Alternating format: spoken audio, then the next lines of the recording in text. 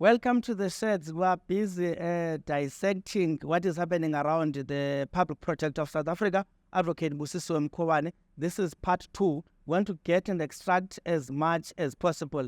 Guys, it's not every day that you sit with the Public Protector. No, it's not. It's not. Yes. To sit with someone who protects us, Yes. who is mandated by the Constitution to protect us.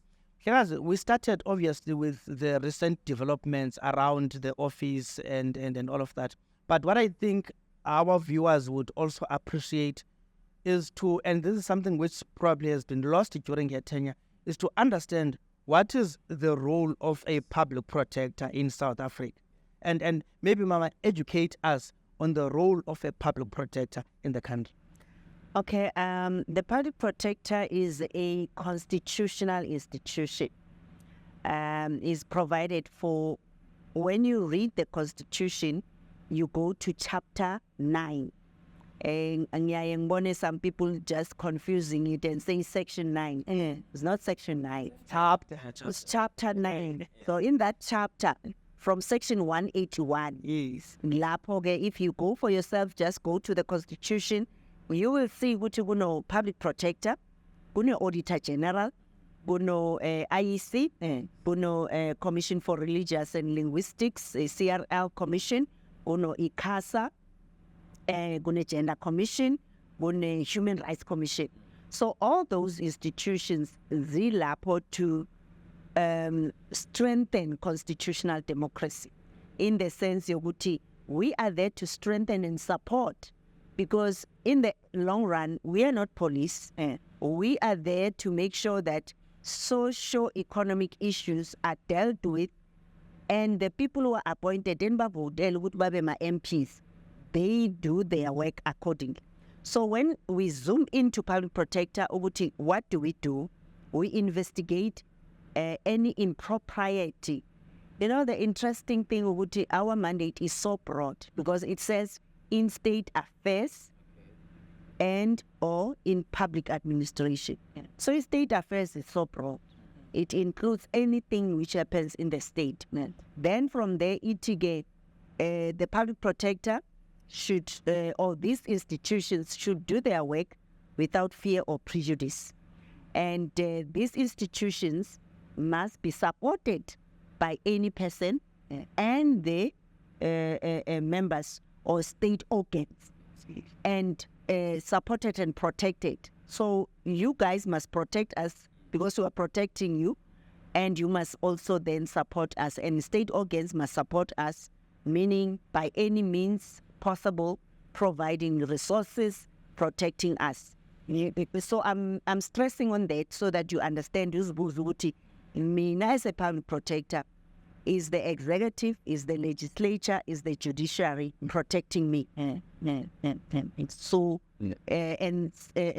so that's a question a viewer will ask themselves. So then a public protector investigates impropriety. In impropriety, it involves then how the public servants conduct themselves. So we don't have a mandate to investigate court judgments. Okay. But we can investigate the conduct of the court officials and the behavior, because that is part of their impropriety. There's additional powers the public protector, the Public Protector Act, where the public protector must investigate maladministration. What constitutes maladministration? It's undue delay by any government to provide services. You apply for your ID, you apply for your SASA, you apply for your license. Any delay, if they say we will process within a month, or any small business, a turnaround, but we will pay within 30 days, but they take years. The public protector investigates. Any abuse of power, you are a public servant, you abuse your power. Like what I'm subjected to in Parliament by Abo Janji abusing their power. I should be lodging a complaint with the public protector. How you are treated by his public servants, and abuse of state resources, undue enrichment, corruption, asking for bribe when you apply for your license, or to pay bayola when you are supposed to be paid by the state you've delivered service. So we only have jurisdiction over the state, not private individuals. But if it's private individuals and companies, we can investigate if there is a state resource, money, channel. follow the money. That's how we can investigate. Basically, another additional jurisdiction of the public protector under the Executive Members Ethics Act. The one which I'm accused, yeah, she's political, she's factional and whatever. That law is one of the laws as a public protector, an ombudsman in South Africa, to be different to my counterparts in Africa and the world. One of the few institutions which I have the jurisdiction to investigate. I'm a president, ministers, MECs, premiers. So that is the law always in the limelight. And unfortunately, media concentrate on those matters and forget the 60,000 plus, which we've concluded with the team, which involves your ordinary service delivery issues. Yes. So that's the mandate of the public protector. I hope I've comprehensively dealt with. Just a follow-up, Mr. Gaz. Public protector, you are responsible for investigating impropriety. At whose instance, who does someone go somewhere to lay a complaint, an ordinary citizen, a political party, or the public protector must scan through and say something is wrong there, let me investigate? There's two ways. In terms of the Public Protector Act, you, a member of the public, you lodge a complaint with us. If it relates to service delivery complaints, if it relates to corruption, your conduct failure, where you are asked a bribe or the tender is issued and the process was not followed, or you've applied for a position, you have qualifications, but then they decide to appoint somebody on number qualifications, whereas the advert was very clear. Or it's a tender, it's advertised, we need the following, but they appoint a company, functionality, they don't have the experience. So a public protector can investigate, but you can also complain on behalf of somebody.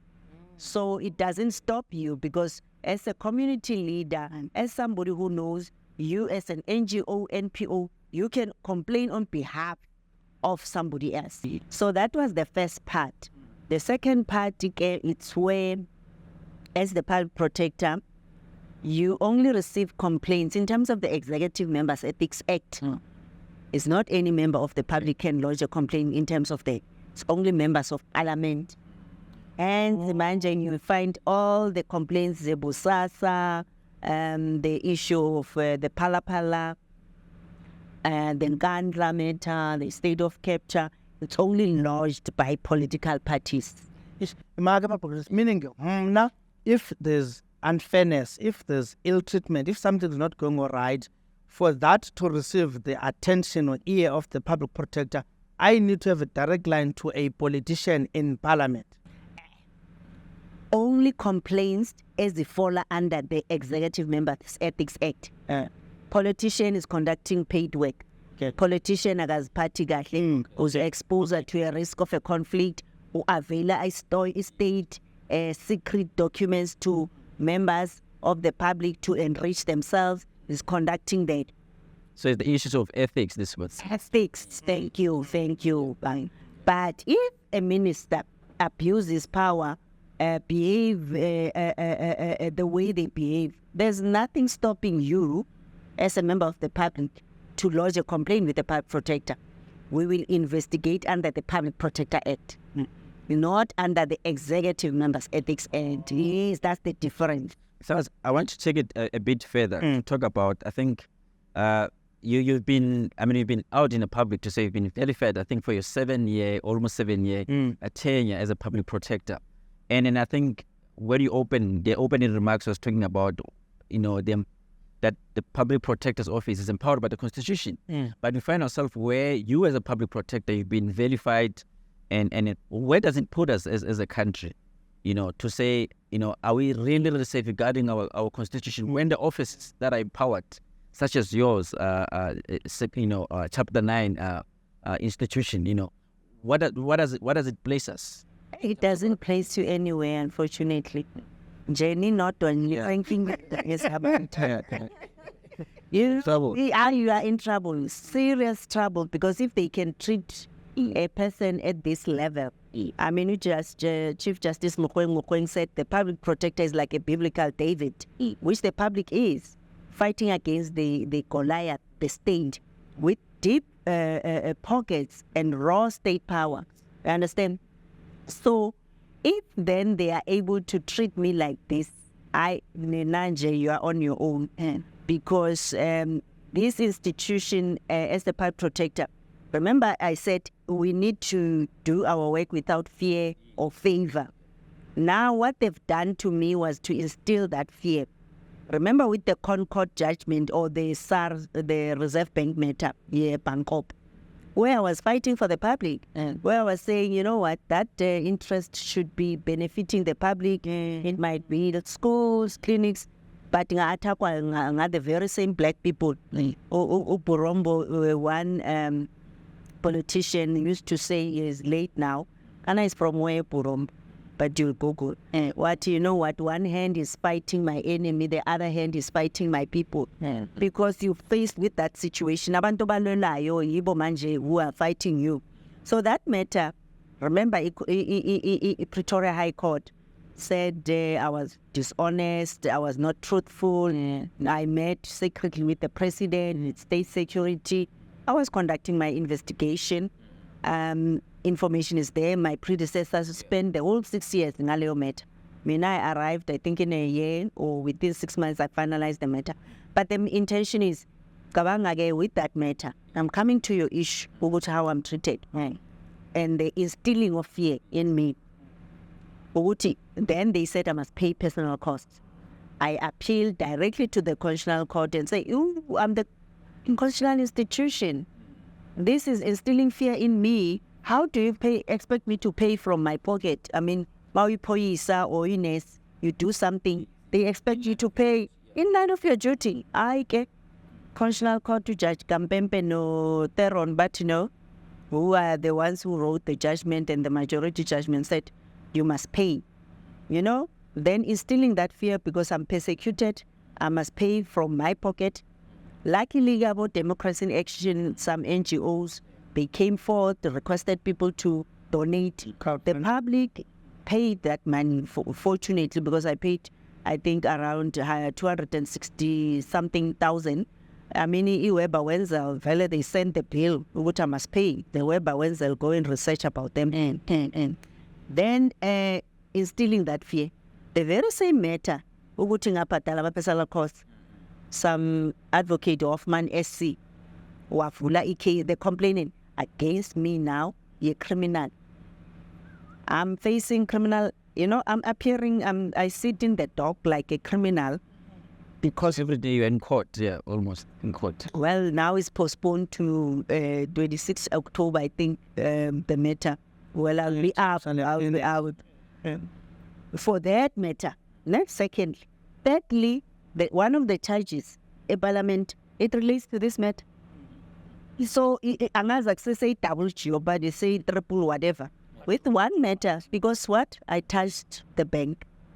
I touched the Reserve Bank, which is, you can't touch it. So, the issue of fear, which we should be doing our work without fear or favor. So then it means if you are the public protector or other public protectors or other Chapter 9 institutions, because I remember I was the chairperson of my institution supporting democracy, including other constitutional institutions. Others were worried now about, hey, if they can do this to you, they will do it because already there's a precedent. Like about ICASA, for instance, you used to say, you know what, there's big business, big companies in the tech industry who would want to fight and get licenses and whatever. If you refuse them, they'll take you to court. They'll even want a personal cost. There's a precedent which has been set. So that's the challenge which this position is faced. Do you think that our constitution ever envisaged this kind of scenario where, the Chapter 9, in particular, your office is facing such attacks from left and right? not the constitution per se, but yes, I would say the drafters envisaged this because remember when the interim constitution provided for the public protector, I think the late President Mandela went to in Taiwan University addressing them to what constitution we're intending to have, and said we need a public defender. By then it was called like that, who will make sure that any level of government should report to. Because he learned this from the Swedish, they came with this term, ombudsman. Okay. And it's a king. So the king said, I'm the king, I can do anything, but I need an ombudsman who will also make sure that they look ukuthi I'm on the right track. So this institution basically is to do that, to assist and support constitutional democracy, to operate like a kidney, 360 degrees to check, are we fine, the public are fine, and when you complain, we bring it to the state, fix here and here and here. So the Constitutional Court, one of the judgment in Kandla, go and read that judgment, is so good. Mukweng, when he wrote that judgment, this institution will go to raw state power and will be vilified, my predecessor was also vilified, do you remember? Yes. And a lot of the times, because people don't want to be held to account. So again, the drafters preempted this because they said, for you to remove a public protector, you need the 2/3. And then now it's very difficult for parties to get that unless then they are in cahoots. Yeah. And for the first time in the history of this country, after democracy, and even in the history of ANC, I would say that I'm not an ANC member, I'm not a politician, because those were the questions which were asked. Yeah. But if you go back to 1912 and check was there ever a time where ANC will agree with the DA, for instance, the oppressors, to deal with me? They agreed, the DA, with me. And now you find even about FF plus, with this thing, City Janji must recuse himself. There's these audio recordings. FF plus saying, no, we agreed with the chairperson just to deal with this person. So it's so, strange. But Mina, the nice thing about it, people will be saying, but why are you not resigning? Why you always go back to the same courts? History must record all this. Wow. Now you're asking me, your children's will know what there was a Busisiwe Mkhwebane who faced this. But again, how are we going to change that? Because we cannot leave the status quo remaining. And as people, you cannot also put leaders who are perpetuating something like this. So you must, when you go as the young people, when you vote and when you approach people to represent you, it must be people who are beyond reproach, who have integrity, who will respect the law, and don't mourn. They mustn't point fingers. Other people are corrupt, but bona they go behind the back and do that. Before you jump in, do you ever get scared or afraid of these attacks? Do you ever? I don't, Mina. I'm scared for my family, to be honest, and my children. I've got two children and a daughter-in-law. I've got 3 grandchildren, and my husband. And those are the people, my family, my brothers, sisters. Because, sometimes when you are anointed, Unkulunkulu will just give you grace and protect you. And again, I've reached a stage where I acknowledge it. I'm a sacrificial lamb, because this is the first time where Chapter 9 institution is facing this. Even in apartheid, I don't think that. So it's only God who's protecting me, and it's by the grace, I would say that. Oh, okay. Yeah. So guys, I wrote just 4 questions. In fact, I had 3 questions. Bongani added the 4th one. So it's 4 questions. I want it straightforward, as brief as possible. But if you feel the need to explain, it's fine. Okay. And I wrote this because I didn't want to forget it. Number 1, have you ever been a spy? No. You've never been a spy? No. Okay, it's tick. Are you fit to be a public protector? 112. I've got 3 clean audits, I've finalized more than 60,000 complaints and, issued 412 reports. And by last year, it was only, 14 or 17 which were set aside. And it's not even a percentage, Do you think that the judiciary is captured? Not the judiciary. I said it the last time.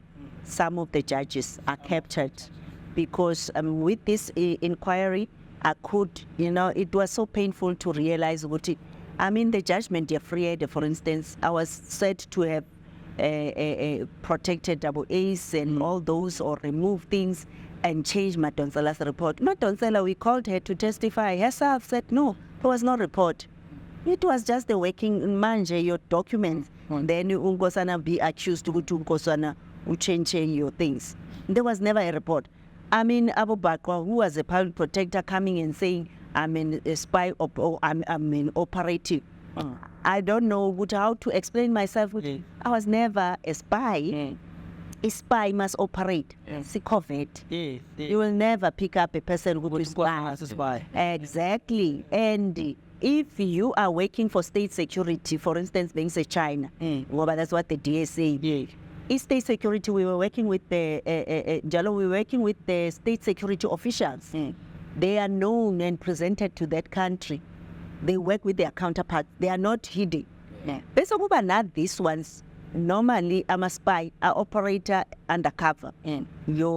Some people will come here and babe my NGOs. Who's funding them? They're perpetuating the agenda of the funders. Or abanye baku media. My journalists, journalists. Every time. Exactly. And my universities, unfortunately, I'm a professor. But if you can follow, but we have my foreign countries, they are spies. So unfortunately, we are in that quagmire. Your term is coming to an end. It's a non-renewable one. Even if you wished you wanted to correct something, it would never come back. In October, it's elections next year.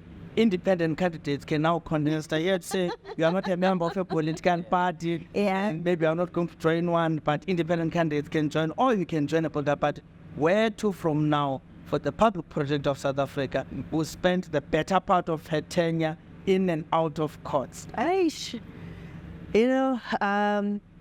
Being once you are sticking on serving the public, well, it will depend where God lead me. God lead me, but I wouldn't mind to stand just to defend the public. But what I would also have a lot of passion on is the issue of alternative dispute resolution. How I can help the country, not only the country, because I was the president of the African Ombudsman and Mediators Association, which it's one thing which it's the future, how we resolve our conflict. As well, stay away from courts. How can we resolve conflicts through mediation, through conciliation, and we move forward. So I'm open to all those. Assessing your options. I'm assessing my options. Is there any state institution you're looking at and say, you know what, I can save ESCO, I can save Translate, I can save SABC? Yes, it. I think it's on the spot. Yes. Yeah, you did. No, Mama Inkosi kakhulu man, we really appreciate you coming uzosibona and uzohlala nathi and share your story. This is part of documenting history. It will always be there. Your children and your children will watch it and see how the public protector was treated, a woman for that matter. Inkosi kakhulu Mama, high five. High five. That will be another fascinating episode of The Set. Stay watching, and we are out there on social media. Thank you very much for watching.